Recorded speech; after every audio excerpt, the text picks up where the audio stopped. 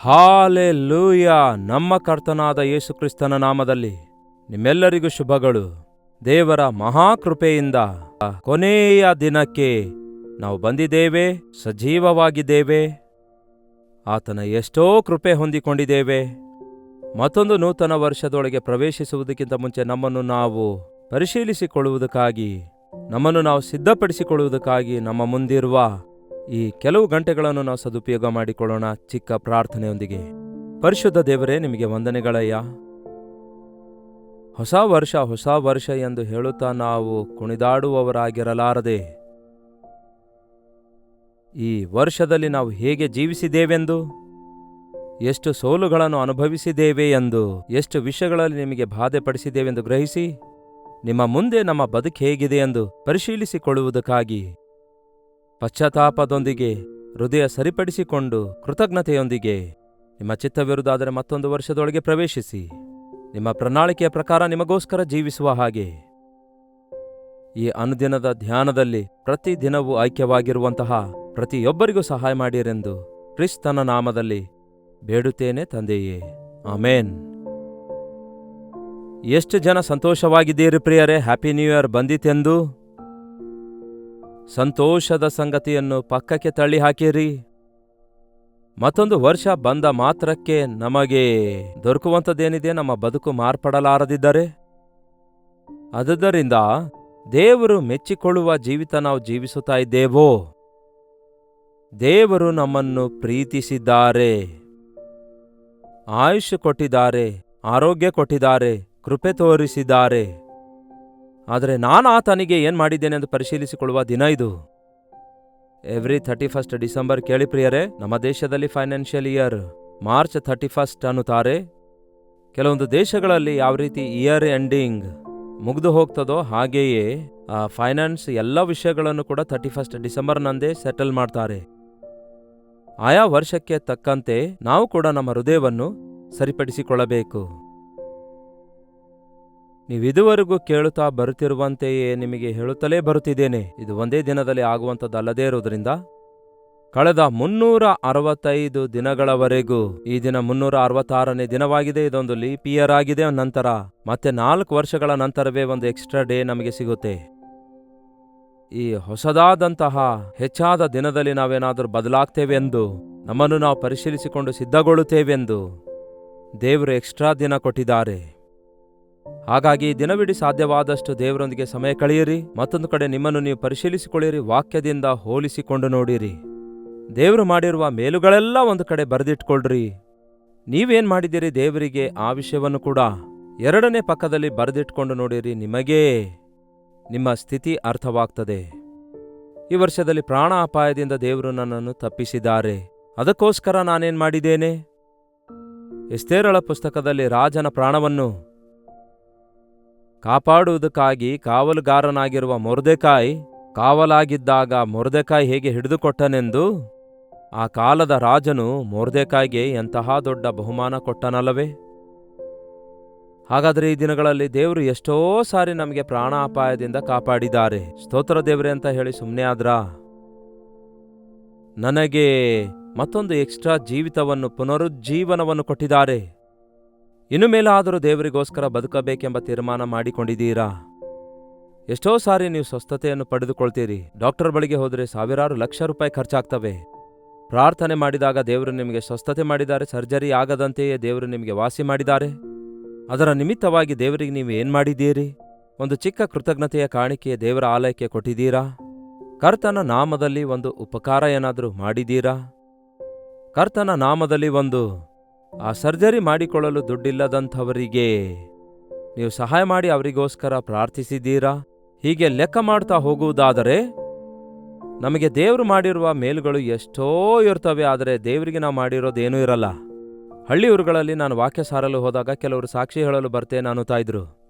ದೇವರು ಬಹಳ ದೊಡ್ಡವರು, ದೇವರು ಅದನ್ನು ಮಾಡಿದ್ದಾರೆ, ದೇವರು ಇದನ್ನು ಮಾಡಿದ್ದಾರೆ ಎಂದು ಗಂಟೆಗಳವರೆಗೂ ಸಾಕ್ಷಿ ಹೇಳ್ತಾ ಇದ್ರು. ಒಂದು ಸಾರಿ ನನಗೆ ಸ್ವಲ್ಪ ತೊಂದರೆ ಅನಿಸಿ, ನೋಡ್ರಮ್ಮ, ದೇವರು ಎಷ್ಟೋ ಕಾರ್ಯ ಮಾಡಿದ್ದಾರೆ ಎಂದು ಹೇಳ್ತಾ ಇದ್ದೀರಿ, ಬಹಳ ಸಂತೋಷ. ಆತನು ಒಳ್ಳೆಯವನು, ಆತನು ಉಪಕಾರ ಮಾಡಿದ್ದಾನೆ, ಆತನು ಮೇಲು ಮಾಡುವಾತನು, ಅದು ನಿಜವೇ, ಆತನು ಮಾಡೇ ಮಾಡುತ್ತಾನೆ. ಆ ರೀತಿ ಉಪಕಾರ ಮಾಡಿದ್ದಾರೆ. ಹಾಗಾದ್ರೆ ಇಷ್ಟೊಂದು ಕಾರ್ಯ ಮಾಡಿದ ದೇವರಿಗೆ ನೀವೇನ್ ಮಾಡಿದಿರಿ ಹೇಳ್ರಿ ಅಂದಾಗ ಆ ಸಹೋದರಿ ಬಾಯಿ ಮುಚ್ಕೊಳ್ತಾಳೆ. ಏನಿದು? ದೇವರ ಬಳಿಯಿಂದ ಎಲ್ಲಾ ಉಪಕಾರಗಳನ್ನು ಹೊಂದಿಕೊಂಡು ದೇವರ ನಾಮ ಮಹಿಮೆ ಪಡಿಸಬೇಕೆಂದು ಊರು ಹಳ್ಳಿ ಪಳ್ಳಿಗಳಿಗೆ ಹೋಗಿ ದೇವರ ನಾಮದಲ್ಲಿ ನಾವು ಸಾಕ್ಷಿಯನ್ನಾದರೂ ಕೊಡ್ತಿದ್ದೇವಾ? ನಮ್ಮ ಮಕ್ಕಳನ್ನು ಕುಡ್ರಿಸಿಕೊಂಡು ನಮ್ಮ ಸಾಕ್ಷಿಯನ್ನು, ದೇವರ ಮೇಲುಗಳನ್ನು ಮಕ್ಕಳಿಗೆ ತಿಳಿಯಪಡಿಸುತ್ತಿದ್ದೇವಾ? ಯೆಹೋವನು ಸ್ತೋತ್ರಕ್ಕೆ ಅರ್ಹನು ಎಂಬುದಾಗಿ ನಿಮ್ಮ ಮಕ್ಕಳ ಮಕ್ಕಳಿಗೂ ತಿಳಿಯಪಡಿಸಿರಿ, ಅವರು ಮುಂಬರುವ ತಲೆಮಾರುಗಳಿಗೆ ತಿಳಿಯಪಡಿಸುತ್ತಾರೆ ಎಂದು ದೇವರು ವಾಕ್ಯ ಹೇಳ್ತದಲ್ಲವೇ? ದೇವರು ನಮ್ಮಿಂದ ಬಯಸುವುದು ಬೆಳ್ಳಿ ಬಂಗಾರವಲ್ಲ, ಕಾಣಿಕೆಗಳು, ಕೊಬ್ರೆಗಳು, ಹರಕೆಗಳು ಅಲ್ಲವೇ ಅಲ್ಲ. ದೇವರಿಗೆ ಬೇಕಾದದ್ದು ಕುಗ್ಗಿದ ಜಜ್ಜಿದ ಹೃದಯ ಎಂದು ಹೇಳಿ ಸುಮ್ಮನೆ ಇರೋದಲ್ಲ. ಕುಗ್ಗಿದ ಜಜ್ಜಿದ ಹೃದಯದೊಂದಿಗೆ, ನಿಮ್ಮ ಬಾಯಿಯ ಸ್ತುತಿಯೊಂದಿಗೆ ನೀವು ಕ್ರಿಯೆಗಳಲ್ಲಿ ಕರ್ತನಿಗೆ ಮಹಿಮೆ ಪಡಿಸುವ ಹಾಗೆ ನೀವು ಆತನು ಮಾಡಿರುವ ಮೇಲುಗಳ ಕುರಿತಾಗಿ ಸಾಕ್ಷಿ ಕೊಡಬೇಕು, ಕರ್ತನನ್ನು ಘನಪಡಿಸಬೇಕು. ದಾನಿಯೇಲನ ಪುಸ್ತಕದಲ್ಲಿ ಅನೇಕರು ಆಳ್ವಿಕೆಗೆ ಬರ್ತಾರೆ. ಅವರಲ್ಲಿ ಒಬ್ಬನ ಹೆಸರು ಬೆಲ್ಶಚ್ಚರನು. ಬೆಲ್ಶಚ್ಚರ್ ಎಂಬ ರಾಜನು ಒಂದು ದೊಡ್ಡ ಔತಣ ಮಾಡಿಸುತ್ತಾನಂತೆ. ಮೇ ಬಿ ಅದು ಜನವರಿ 1ನೇ ತಾರೀಕಾಗಿರಬಹುದು, ಇಲ್ಲವೇ ಡಿಸೆಂಬರ್ 31ನೇ ತಾರೀಕು ರಾತ್ರಿ ಆಗಿರಬಹುದು. ಅವನು ಔತಣ ಮಾಡಿಸುತ್ತಾನೆ. ಮತ್ತೊಂದು ಹೊಸ ವರ್ಷ ಬಂದದಕ್ಕಾಗಿಯೋ ಇಲ್ಲವೇ ತಾನು ರಾಜನಾಗಿದ್ದಕ್ಕೆ ಮಾಡಿಸಿದನೋ, ಯಾವ ಕಾರಣಕ್ಕಾಗಿ ಮಾಡಿಸಿದನೆಂದು ಗೊತ್ತಿಲ್ಲ. ಯಾವ ರೀತಿ ಔತಣ ಮಾಡಿಸಿದನು ಗೊತ್ತಾ? 1000 ಮಂದಿಯನ್ನು ಕರೆಸಿ ದ್ರಾಕ್ಷರಸ ಅಂತೆ, ಡ್ರಿಂಕಿಂಗ್ ಪಾರ್ಟಿ ಅಂತೆ, 1000 ಮಂದಿಗೆ ಮದ್ಯವನ್ನು ಅಂದರೆ ವೈನ್ ಅನ್ನು ಡಿಸ್ಟ್ರಿಬ್ಯೂಟ್ ಮಾಡಲು ಆರಂಭಿಸಿದ. ಮುಖ್ಯವಾದವರನ್ನು ಕರೆಸಿಕೊಂಡು ಅವರೆಲ್ಲರಿಗೆ ಔತಣ ಮಾಡಿಸುತ್ತಿದ್ದಾನೆ. ತನ್ನ ಉಪಪತ್ನಿಯರನ್ನು ಕರೆಸಿಕೊಳ್ಳುತ್ತಾನೆ, ದೊಡ್ಡ ಅಧಿಪತಿಗಳನ್ನು ಕರೆಸಿಕೊಳ್ಳುತ್ತಾನೆ. ಎಲ್ಲರೂ ಸೇರಿ ಒಟ್ಟಿಗೆ ಕುಡಿದು ತೂಗಾಡುತ್ತಾ ಇದ್ರು. ಅಯ್ಯಯ್ಯೋ, ಈ ರಾತ್ರಿಯಲ್ಲಿ ನೋಡಿರಿ, ನಡು ರೋಡುಗಳ ಮೇಲೆ ಯೌವನಸ್ಥರು ಬೈಕ್ ಮೇಲೆ ಓಡಾಡುತ್ತಾ happy new year, happy new year ಅಂತ ಕುಡಿದು ತೂಗಾಡುತ್ತಾ, ಕ್ಲಬ್ಗಳಲ್ಲಿ ಪಬ್ಗಳಲ್ಲಿ ನಾಟ್ಯವಾಡುತ್ತಾ, ಎಷ್ಟು ಚೀಪಾಗಿ ಚದುರುತ್ತಾ, ಒಬ್ಬರನ್ನೊಬ್ಬರು ತುಳಿಯುತ್ತಾ, ಅಯ್ಯಯ್ಯೋ ಮತ್ತೊಂದು ಹ್ಯಾಪಿ ನ್ಯೂ ಇಯರ್ ಬಂತು ಎಂದು ಈ ರೀತಿ ಕುಡಿದು ತೂಗಾಡುವುದಕ್ಕಾಗಿ ದೇವರು ಹೊಸ ವರ್ಷ ಕೊಟ್ರು. ಇನ್ನೊಂದು ಹ್ಯಾಪಿ ನ್ಯೂ ಇಯರ್ ಅನ್ನು ನಾವು ಬ್ಯಾಡ್ ನ್ಯೂ ಇಯರ್ ಮಾಡಿಕೊಳ್ಳುವುದಕ್ಕಾಗಿ, ಸ್ಯಾಡ್ ನ್ಯೂ ಇಯರ್ ಮಾಡಿಕೊಳ್ಳುವುದಕ್ಕಾಗಿ ಕೊಟ್ರು. ಆಲೋಚನೆ ಮಾಡಲಾರದೆ ಆರ್ಭಾಟ ಮಾಡುವವರನ್ನು ನೋಡುವಾಗ ವಿಷಾದವೆನಿಸುತ್ತದೆ. ನೀವು ದೇವರ ಮಕ್ಕಳಾಗಿರೋದಾದ್ರೆ ಪ್ರಾರ್ಥನೆಯಲ್ಲಿ ಈ ಹಳೆ ವರ್ಷದಿಂದ ಹೊಸ ವರ್ಷದೊಳಗೆ ಪ್ರವೇಶಿಸುವ ಹಾಗೆ ರಾತ್ರಿ, ಈ ದಿನ ರಾತ್ರಿ ನೀವು 11 ಗಂಟೆಯಿಂದ 12 ಗಂಟೆಗಳವರೆಗೂ ಮೊಳಕಾಲೂರಿ ಪ್ರಾರ್ಥಿಸುತ್ತಾ, ದೇವರ ವಾಕ್ಯ ಪಠಿಸುತ್ತಾ, ದೇವರ ಪ್ರಣಾಳಿಕೆಗಳನ್ನು ಅರಿತುಕೊಳ್ಳುತ್ತಾ, ನಿಮ್ಮ ಪಾಪಗಳಿಗಾಗಿ ಪಶ್ಚಾತ್ತಾಪ ಪಡುತ್ತಾ, ನಿಮ್ಮ ಬಲಹೀನತೆಗಳನ್ನು ಒಪ್ಪಿಕೊಳ್ತಾ, ಪ್ರಾರ್ಥನಾ ಪೂರ್ವಕವಾಗಿ ನಂಬಿಕೆಯಿಂದ ಈ 2024ನೇ ವರ್ಷದಿಂದ 2025ನೇ ವರ್ಷದೊಳಗೆ ಪ್ರವೇಶಿಸೋಣ. ಈ ಬೆಲ್ಶಚ್ಚರನು ದೇವರನ್ನು ಸ್ತುತಿಸುತ್ತಾ, ದೇವರ ಮೇಲುಗಳನ್ನು ಯೋಚಿಸುತ್ತಾ ಇರದೆ, ತನ್ನ ಅಧಿಪತಿಗಳೊಂದಿಗೆ ತನ್ನ ಉಪಪತ್ನಿಯರೊಂದಿಗೆ ದ್ರಾಕ್ಷರಸ ಕುಡಿಯುತ್ತಾ, ನಾಟ್ಯವಾಡುತ್ತಾ, ದುಂದೌತಣದೊಂದಿಗೆ ಪ್ರವರ್ತಿಸುತ್ತಾನೆ. ಇನ್ನು ಮುಂದೆ ನೋಡುವುದಾದರೆ, ಆ ಮತ್ತಿನಲ್ಲಿ ದೇವರ ಆಲಯದಲ್ಲಿರುವಂತಹ ಬಂಗಾರದ ಪಾತ್ರೆಗಳನ್ನು, ಉಪಕರಣಗಳನ್ನು ತರಿಸಿ ಅವುಗಳೊಳಗೆ ದ್ರಾಕ್ಷರಸವನ್ನು ಹೊಯ್ದುಕೊಂಡು ಅವುಗಳೊಳಗೆ ಕುಡಿಯುತ್ತಾ ಇದ್ದನು. ನೋಡೋಣ ಬನ್ನಿ, ದಾನಿಯೇಲ 5:3. ಯೆರೂಸಲೇಮಿನ ದೇವಾಲಯದ ನಡುಗುಡಿಯಿಂದ ಸೂರೆಯಾದ ಬಂಗಾರದ ಪಾತ್ರೆಗಳನ್ನು ತರಲು ರಾಜನು, ಅವನ ಮುಖಂಡರೂ, ಅವನ ಪತ್ನಿಯರು, ಉಪಪತ್ನಿಯರು ಅವುಗಳಲ್ಲಿ ದ್ರಾಕ್ಷರಸವನ್ನು ಹೊಯ್ದುಕೊಂಡು ಕುಡಿದರು. ಯಾವುದರಲ್ಲಿ ಹೊಯ್ತಿದ್ದಾರೆ ದ್ರಾಕ್ಷರಸ? ದೇವರ ಆಲಯದ ಉಪಕರಣಗಳಲ್ಲಿ ದ್ರಾಕ್ಷರಸ ಹೊಯ್ದು ಕುಡಿಯುತ್ತಾ ಬಹಳ ಘನಕಾರ್ಯ ಮಾಡಿದ್ದೇವೆ ಅಂದುಕೊಳ್ತಾರೆ. ನಿಮ್ಮ ದೇಹವೇ ದೇವರ ಆಲಯವಾಗಿದೆ ಪ್ರಿಯರೇ. ಈ ದೇಹವನ್ನು ದ್ರಾಕ್ಷರಸದಿಂದ ತುಂಬಿಕೊಳ್ಳಬೇಡಿರಿ ನ್ಯೂ ಎಂದು ಹೇಳುತ್ತಾ, ಎಷ್ಟೋ ಜನ ಈ ದಿನಗಳಲ್ಲಿ ಮದ್ಯಪಾನದಿಂದ ತಮ್ಮ ದೇಹವನ್ನೆಲ್ಲ ತುಂಬಿಸಿಕೊಳ್ಳುತ್ತಾರೆ. ಸ್ತುತಿ ಕೃತಜ್ಞತೆಗಳೊಂದಿಗೆ ನಿಮ್ಮ ಹೃದಯ ತುಂಬಿಕೊಂಡಿರಬೇಕೆಂದು ದೇವರ ವಾಕ್ಯ ಹೇಳುತ್ತದೆ. ನೀವು ದೇವರ ಆಲಯವಾಗಿದ್ದೀರಿ ಎಂದು ನಿಮಗೆ ಗೊತ್ತಿಲ್ಲವೋ? ಯಾವನಾದರೂ ದೇವರ ಆಲಯ ಹಾಳು ಮಾಡುವುದಾದರೆ ನಾನು ಅವನಿಗೆ ಹಾಳು ಮಾಡ್ತೇನೆಂದು ದೇವರು ಹೇಳಿದಾರಲ್ವೇ? ಅಷ್ಟು ಮಾತ್ರವೇ ಅಲ್ಲ, ಅವರು ಬಂಗಾರ, ಬೆಳ್ಳಿ, ತಾಮ್ರ, ಕಬ್ಬಿಣ, ಮರ, ಕಲ್ಲುಗಳ ದೇವರುಗಳನ್ನು ಸ್ತುತಿಸಿದರು ಆ ದ್ರಾಕ್ಷರಸವನ್ನು ಕುಡಿಯುತ್ತಾ ಇರುವಾಗ. ಯಾರನ್ನು ಸ್ತುತಿಸುತ್ತಿದ್ದಾರೆ? ಯಾವುದನ್ನು ಸ್ತುತಿಸುತ್ತಾ ಇದ್ದಾರೆ? ದೇವರನ್ನು ಸ್ತುತಿಸುತ್ತಿದ್ದಾರೋ? ಏನಂತೆ? ಬೆಳ್ಳಿ, ಬಂಗಾರ, ತಾಮ್ರ, ಕಬ್ಬಿಣ, ಮರ, ಕಲ್ಲುಗಳಿಂದ ಮಾಡಿದ ಗೊಂಬೆಗಳನ್ನು ಸ್ತುತಿಸುತ್ತಾರಂತೆ. ಪ್ಲಾಸ್ಟಿಕ್ ಅಂತ ಬರೆದಿರಬೇಕಿತ್ತು ಈ ದಿನಗಳಲ್ಲಿ ನೋಡಿದ್ರೆ.